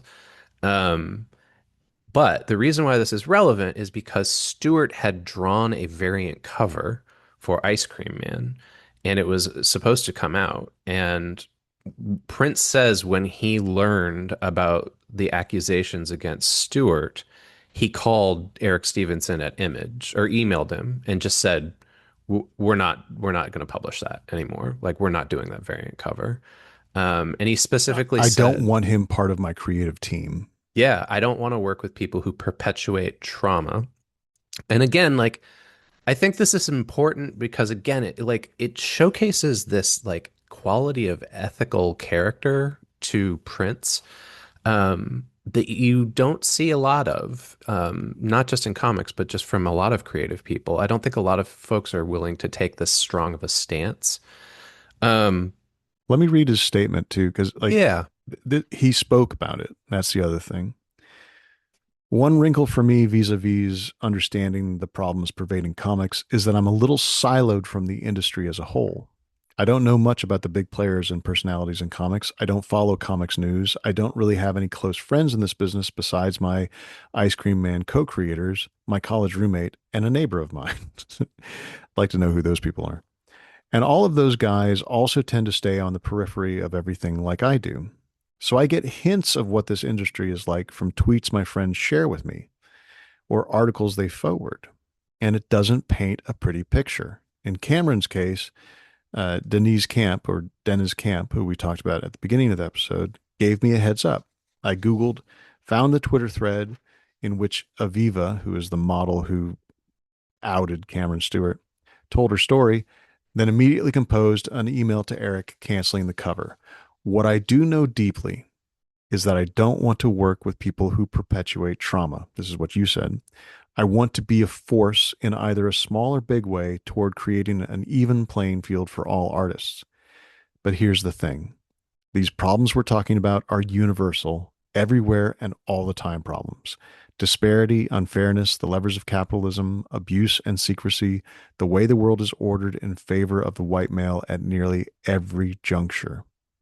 It's important for me to get all this as right as possible and soon because I want to teach my daughter to be a decent human being in a world where it's very easy to avert your gaze from real suffering and injustice. It's incumbent on all of us to get it right too, because the stuff we so-called progressives preach ain't exactly what we've been practicing.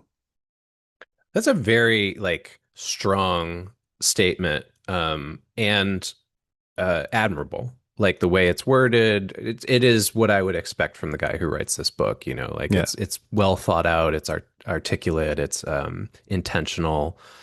I do want to take a brief second to correct you on something. I think this was just a hiccup on your part. You referred to Oh, her as a model.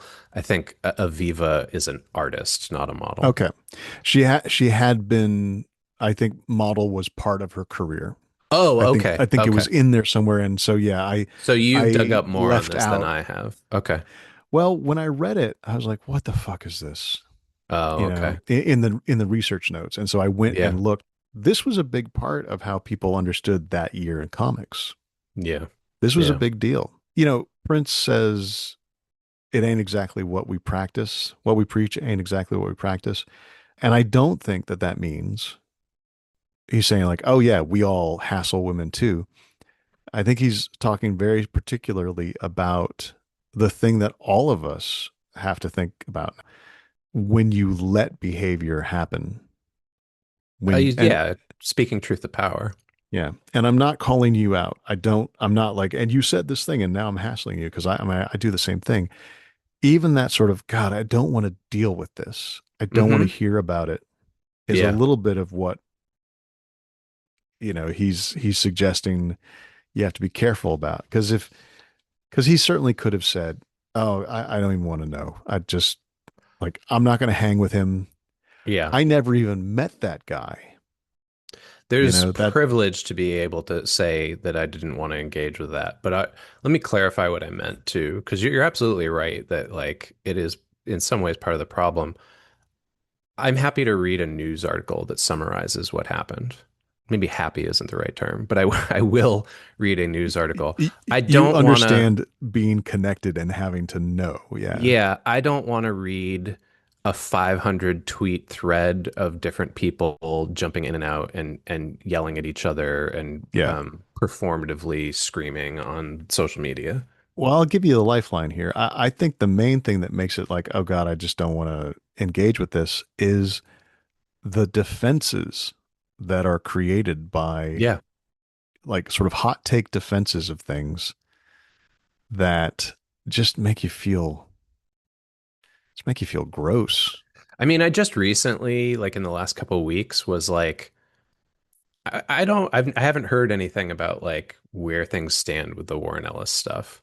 And so I Googled and, he has a book coming out soon from Image, I believe.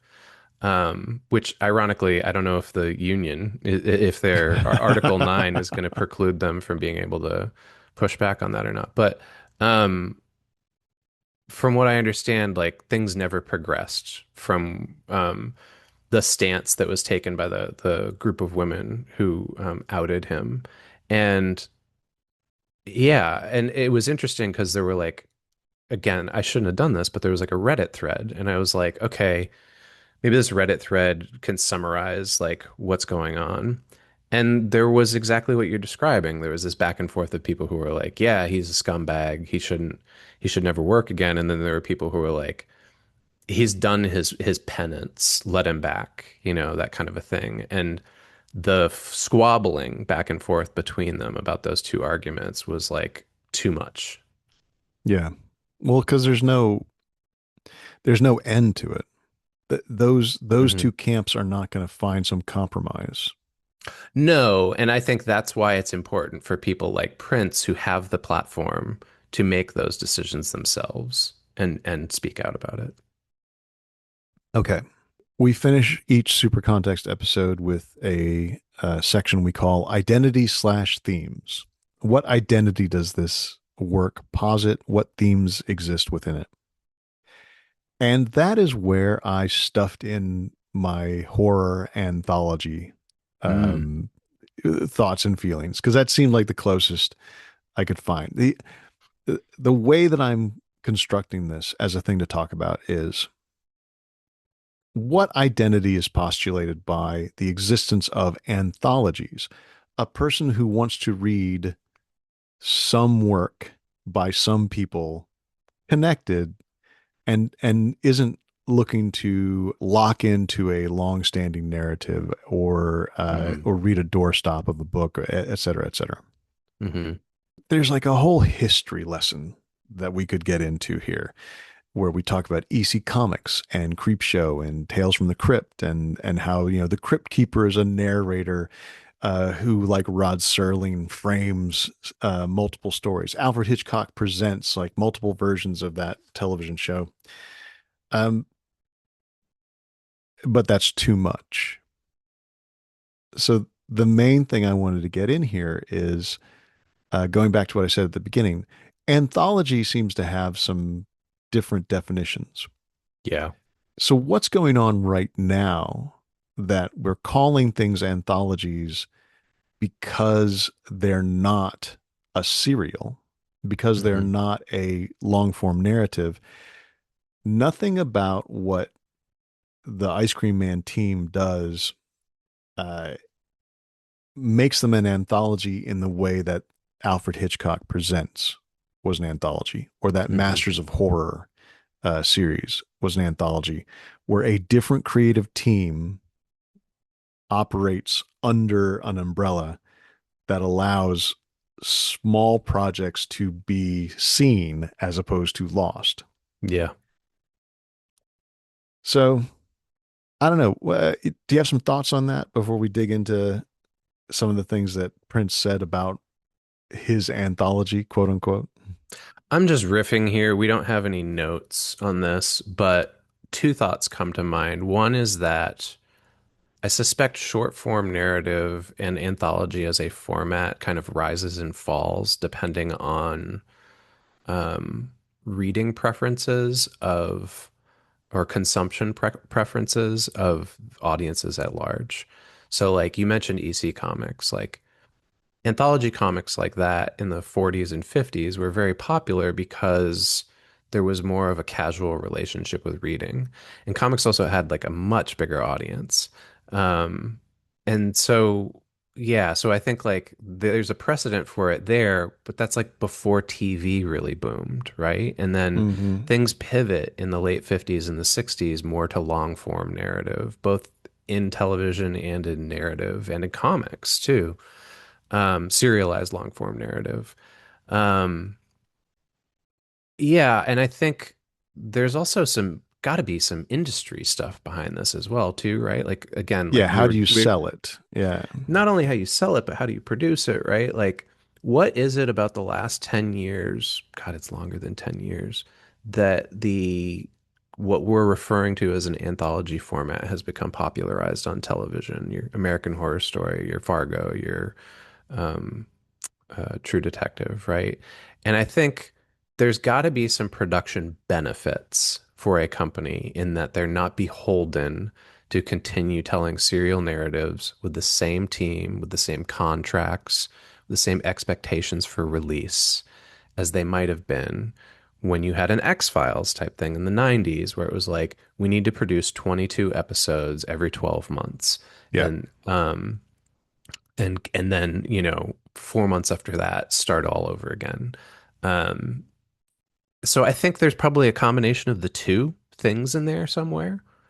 Obviously, not everything comes from any one particular moment, but it does seem that in 2014, when True Detective came out, that there was sort of a declaration right away. We've got two movie stars. They're doing a mini series on HBO. They're clearly Yeah. not going to do it again.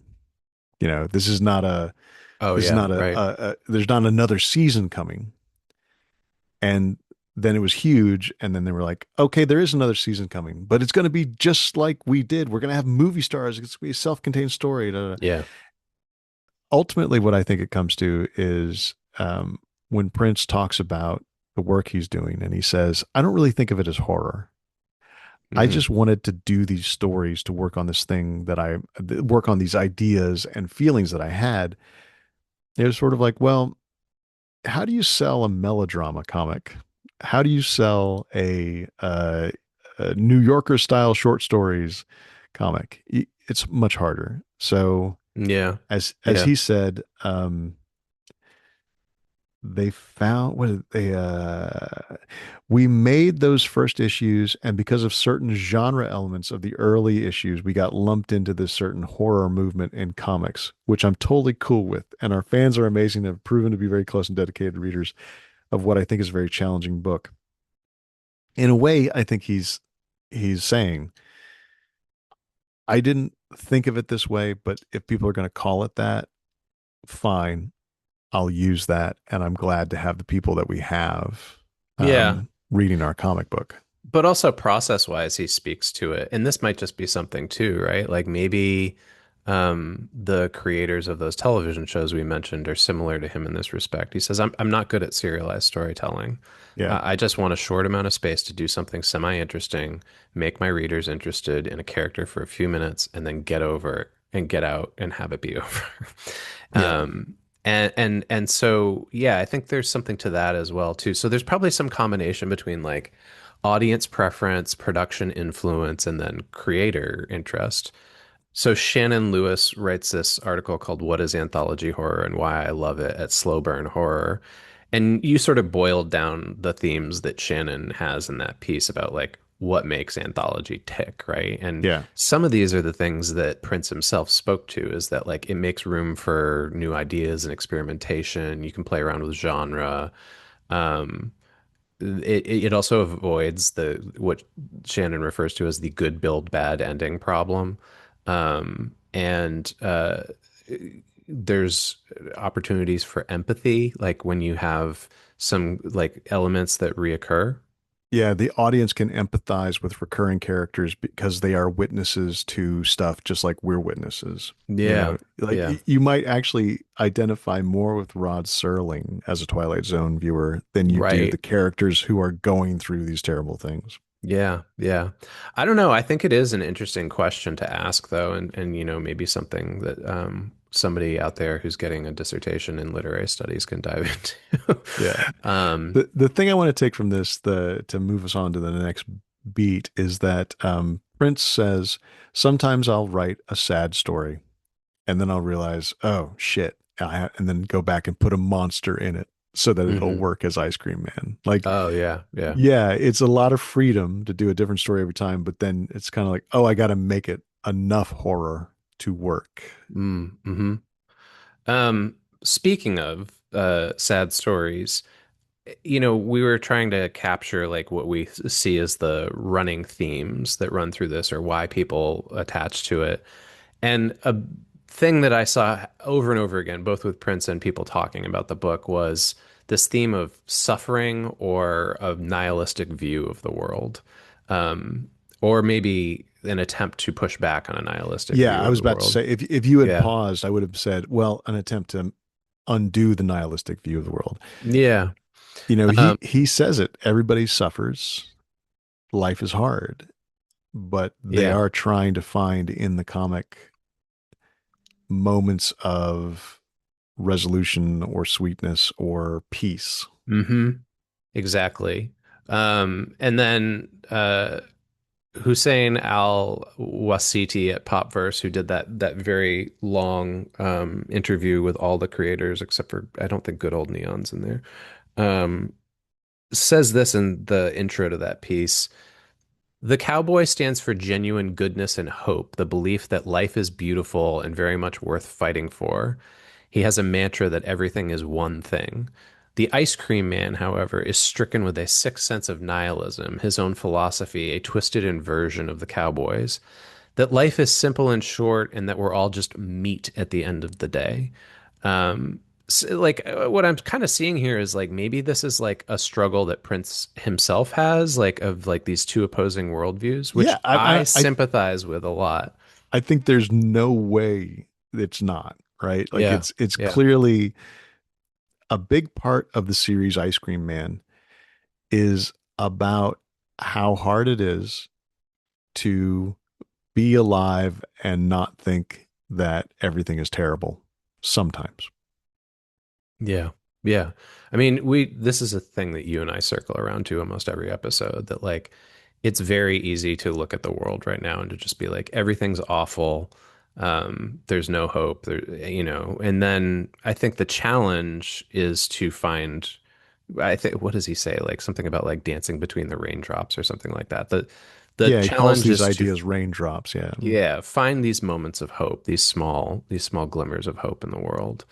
Um, And Prince even says it feels like people should be more into escapist entertainment right now because of everything we've been through, but yeah. there is something human and charming and strengthening that people want to engage with those feelings. It's like instead of stuffing it down, like, no, I'm just going to be happy. I'm just going to be happy. It's more Yeah. like, hey, sometimes I'm unhappy. I need to deal with that. I need to be unhappy so that I can then be happy again. Hmm. Something that occurs to me looking at this is that maybe this is the distinction between Eli Roth's Ice Cream Man and Prince's Ice Cream Man. I don't know. We'll You see. know, But like, to take Eli Roth seriously at his word, yeah. he has said that a really chipper, happy thing actually makes him feel anxious. Hmm. And Hmm. that, like, if he watches a Disney movie, and I mean, this now is jokey territory, but if he watches a Disney movie, then he has to watch a slasher film to calm down. Mm. And I think that again, if we take Eli Roth seriously, the way that he processes some emotions requires something outlandish and difficult and violent, and that it's very hard for him to take on everything's going to be okay. Everything's fine. I mean, I guess yeah, that's similar to what I was going to say is just like, I don't know that he has the worldview of there's hope. Um, yeah, Prince says this like, people are kind of the embodiments of ideas and feelings and inclinations in us. He's talking about the characters in those stories. The ice cream man is a part of you that tells you that things are pretty shitty. The cowboy is the part of you that says, no, chill out. It's not all that bad. There's good stuff too. Like maybe that's the distinction. We'll have to wait and see. I'm probably not going to watch Eli Roth's Ice Cream Man, but I'll read the reviews. Like, is that version just a very kind of nihilistic, like, If a cowboy shows up, the most yeah, important thing will be the legal case that follows. yeah, All um, right, I got a question for you. yeah. Did you grow up in the suburbs? Well, I moved around a lot, but That yes, I want to hear your answer to it. Yeah. sometimes, sometimes I grew up in the suburbs. Yeah. Well, I Um, think you didn't then. That's the thing about you is I think that, yeah, you experienced suburbs, but you didn't grow up in the suburbs. You grew up on the move. Yeah, I mean, I'm thinking of the different places I lived as a child. Like our home base in New Hampshire was definitely suburban. Um, where we lived in Florida and Texas, those were suburbs. It was when I was in Singapore that was not a suburb. I was like in the heart of a major metropolis. Yeah. So yes and no, but I don't know that I have the same formative suburban relationships that or nostalgia that you might. Yeah. And I was born in a city, but I was in a suburb before I could really start forming identity. And you live in the suburbs now. I think you've joked I do. before, like you literally live in the picture idea of a suburb because it's the one that Stranger Things uses for its Yeah, suburb. exactly. Yeah. And I lived in the city and I moved out here once I started having children. So Prince says that he grew up in the suburbs and he has a kind of quintessential emblematic experience where he says he lived in the suburbs. It was a suburban life. It was, mostly calm, mostly protected, loving families, stable. And at the end of a dirt road, he discovered that there was a shooting range. Yeah. And he was young enough that that was like a surprise. That was like a troublesome thing to understand that was in his suburban life. And so I think the suburbs are, in a way, the nihilism versus optimism kind of playground, mental playground, in the sense that if you grow up in the suburbs, you think that life is like that. It is stable mostly. And you Yeah. don't have a happy existence like, oh, nothing's ever bothered me ever. But the things that you have to deal with are not scarcity and um, danger and violence, usually. I mean, this is why the David Lynch's Blue Velvet is so intense. You know, there's the happy, comfortable existence, and then things are revealed that exist there that are dangerous to your body, dangerous to your sanity, dangerous to your soul. Yeah, he tells a story here that I think really informs what you're talking about here. He talks about this memory as a child. This is like the moment where he realizes, quote, my quaint little town was a lot more messed up than I thought. He tells a story about how he was with his mom and they drove down a dirt road to just kind of go see what was there. And what they found was that there was a shooting range run by the local KKK. And And that's the punchline. Yeah. So I yeah, mentioned the shooting range, but I didn't mention, yeah, run by the KKK. yeah. And it was like the moment where his mother had to explain to him who the KKK is, you know, and that's like forever stuck in his memory. And ice cream men are, I think, Yeah. exclusive to suburbs, right? Like, I guess there must be ice cream men that drive around in the cities. Surely there must be, but I don't think I've ever seen one. Oh, I feel like we're getting very much in the territory of have you done your research? No. Be No. quiet. Yeah, yeah, you're probably right. Maybe there are. Um, but yeah, so I think these are I the think two the thing we things. can take from what you just said is that it feels suburban. Yes. Yeah. I would also say this theme and the last one that we're going to hit on here, I think are why you wanted to do an episode on this. This is a great piece of work and it's really worth diving into. And there's obviously a lot for us to talk about. But both the suburbia aspect and the overall theme of being a child in suburbia or being a parent in suburbia is something that you is really front and center for you. Yeah. And this is another arena to work things out in, Yeah. Yeah. which is what Prince thinks, what how Prince approaches the stories. Yeah, he talks about, he's mentioned several times in these interviews already, his daughter. And he says, it was a cliche, but after my daughter was born, my perspective and priorities changed. I thought about what kind of world we're living in now, and it was anxiety inducing to have a human life that I was responsible for. I found that all these things about the ideas about the way people were and the way the world works, how certain things are unfair, how certain things don't make sense, how certain things are beautiful. I've always been the person who thinks of that stuff. But once I had a daughter, it all started to bottle up and it was raw. And I was worried about doing right by my daughter. I'd have something I was worried about over the course of a week, and I would find it would make its way into the book. There's a story, I think it's issue 4, about a person who's not sure if they want to be a dad. And then they interact with the father of a friend of theirs who died. And he's using this opportunity in this story to deal with his own anxiety about being a parent. And this is where Prince says the write what you know thing. Like this is what he's writing is that um, he is a parent and he's struggling with these anxieties and they're universal. And so he's including them in his stories and they're resonating with people. But then he also says, we mentioned this earlier too, like he reads children's stories and he sees how easy it is for a story for children to become dark very quickly. And that is, I think, like the DNA of Ice Cream Man.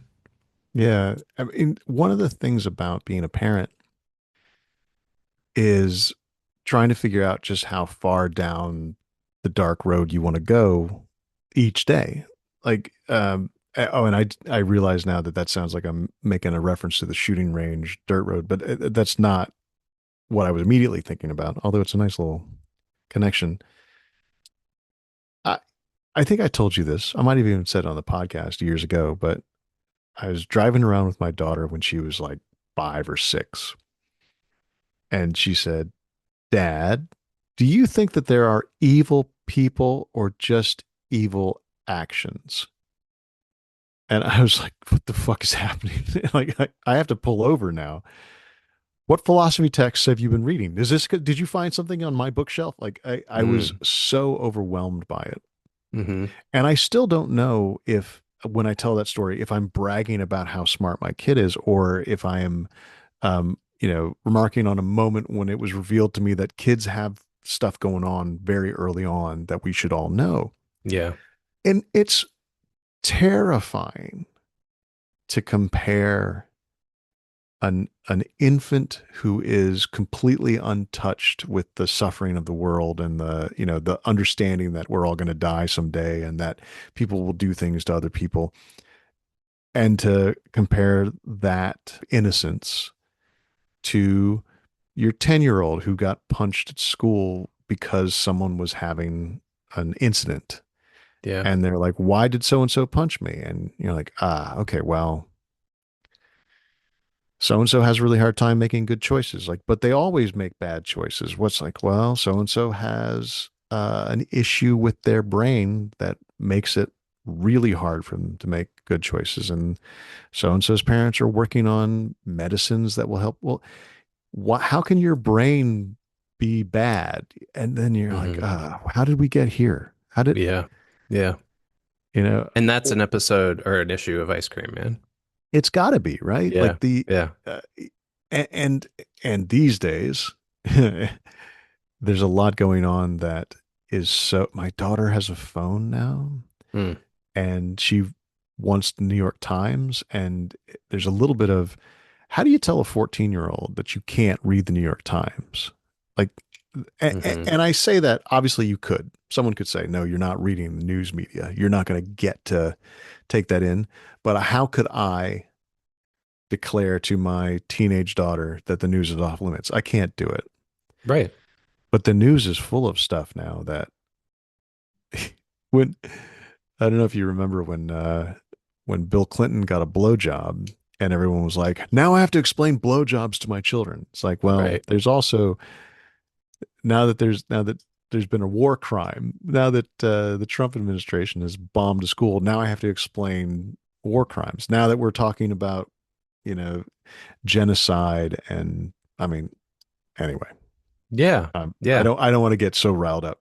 No, but I think like, you going down that path is a good illustration of what it's like to be a parent nowadays and what it's like to read this comic. 'Cause like that's the thing is like I maybe that's part of why I sort of avoid this comic is like it brings out the same anxieties in You me that avoid it like now.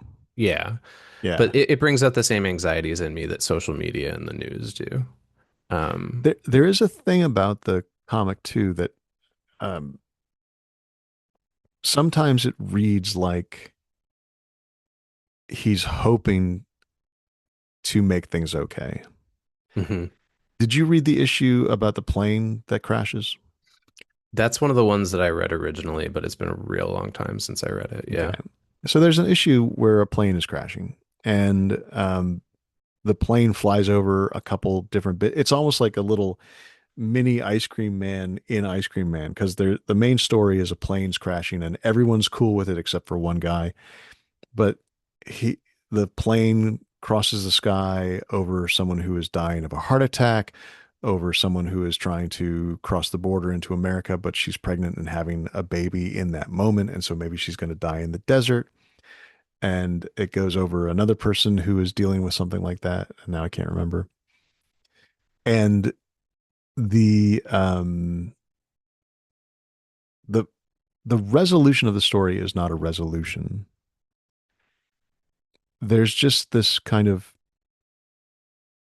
almost a poetic settling to each of those beats, an attempt to say it's going to be all right. Yeah.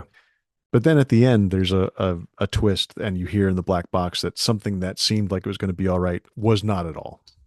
Mm-hmm. And you're like, Mm-hmm. what's happening now? And the person in the office where they're listening to the black box recording is just like, well, life is rough. And putting that against, here's a bit from one of the interviews.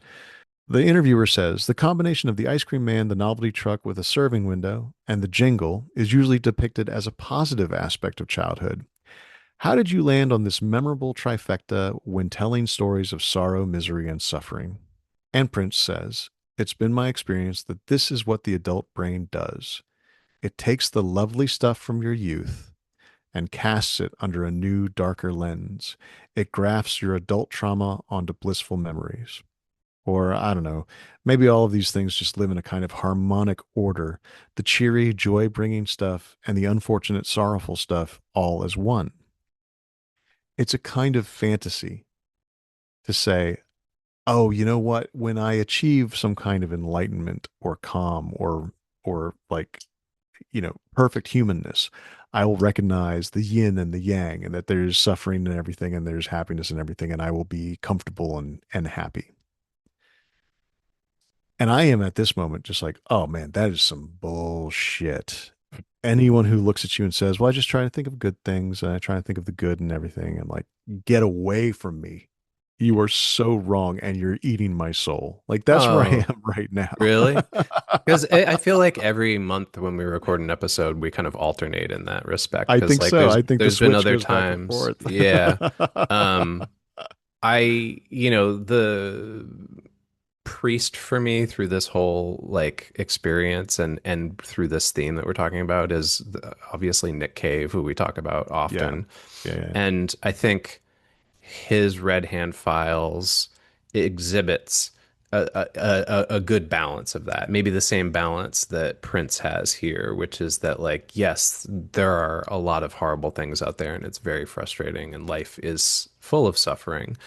But there are moments, there are things to glimpse and grab onto, too. You can't let yourself be dragged down into nihilism. Yeah. It's the it's the end of True Detective that Pizzolatto stole from Alan Moore. Again, like we've probably cited this like 15 times on Super Context, that like, yes, there's darkness, but there's light too. The stars are peeking through the darkness. Yeah. I think the thing that makes me feel crazy is when it when it seems like someone is saying, I reduce the suffering by thinking of the good. And I'm in a place where I feel like, oh, I think we all need to suffer more. We need to feel the suffering and have sadness. People need time to go away and cry. And then you can come back to what's going on and experience that in a happy way.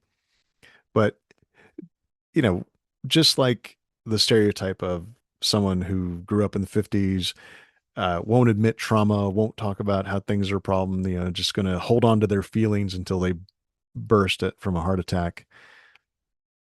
There's there's maybe a danger in pretending that by finding some harmonious idea of the world, you cannot experience the sadness. That will make your head pop in some other way. So maybe you need to experience the awfulness that's within a comic book, within horror. Why horror? Because sometimes you do have to feel absolutely terrible to be able to feel good some other time. You've been listening to Super Context, a podcast autopsy of media. How it's made and how it informs our everyday culture. Our theme music is Human Factor by Mile Marker. And you're listening to Drive Fast by 3 Chain Links. All show notes are available at patreon.com/supercontext. And you can email the show at supercontextpodcast@gmail.com. I'm available on Blue Sky as @ChristianSager. And I am not available. I have a scorched earth policy on social media. 2 N's, 2 T's.